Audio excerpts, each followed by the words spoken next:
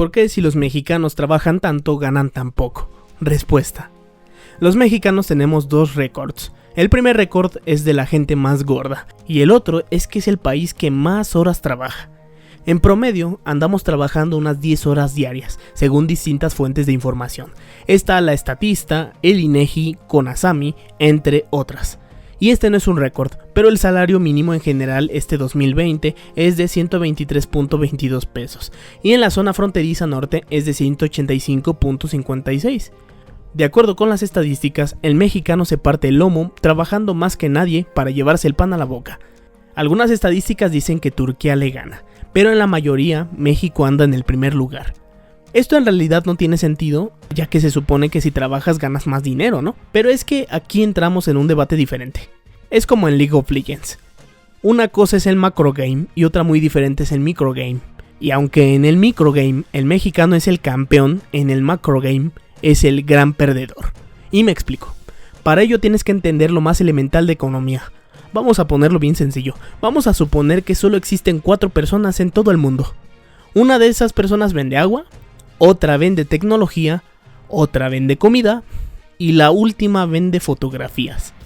Su riqueza se determina en función de qué tanto le venden a las otras personas. Para que el fotógrafo pueda obtener su comida y agua, tiene que vender sus fotos.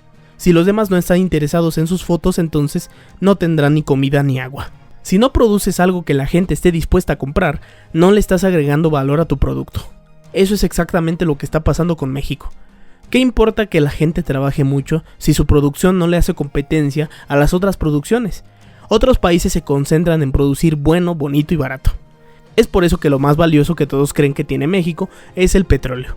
Todos quieren petróleo, y México tiene. El problema es que México no es el único que vende petróleo. China, por ejemplo, no tiene petróleo. Ellos para conseguir su petróleo necesitan comprarlo. ¿Y cómo lo van a comprar? Pues produciendo algo que le guste a todo el mundo. Entonces ellos obtienen ganancias y con esas ganancias pueden comprar petróleo. Eso es exactamente lo que sucede. Como México no produce muchas cosas que le interesen a los otros países, aparte del petróleo y de la droga que se produce acá, entonces su economía no es la mejor. Y si su economía no es la mejor y no hay crecimiento económico, entonces el peso vale menos. Y como el peso vale menos, entonces trabajas mucho pero sigues siendo pobre. En caso de que la economía creciera, entonces el peso valdría más. Y tú con 100 pesos podrías comprar muchísimas cosas. Otra causa de esto es el salario mínimo. En resumen, es muy bajo.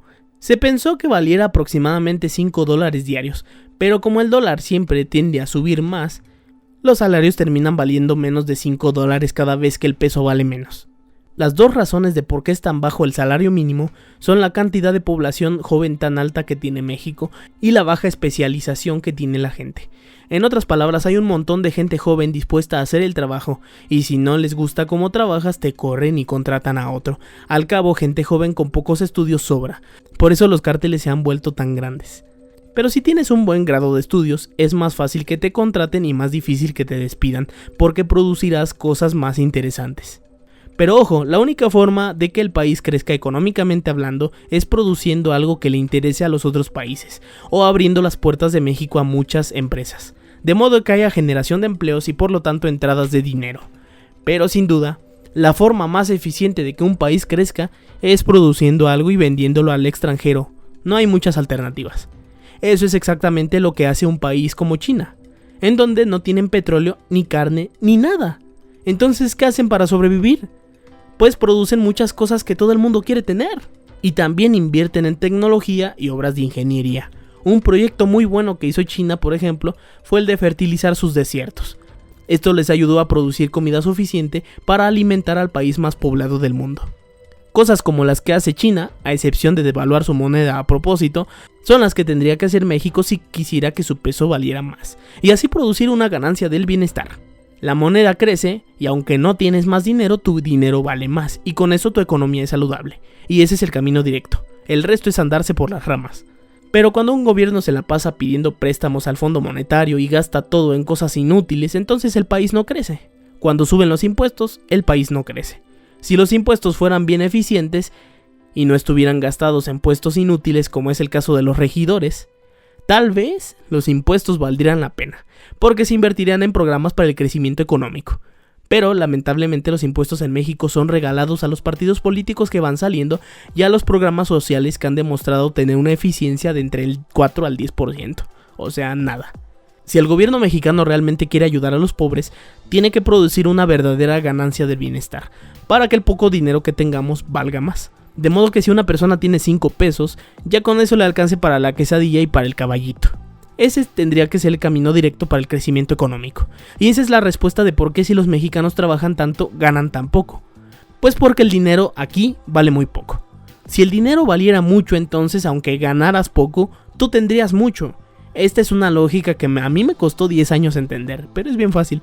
El mexicano tendrá que trabajar cada vez más para poder sobrevivir, debido a que el país tuvo un decrecimiento del 0.1% en 2019.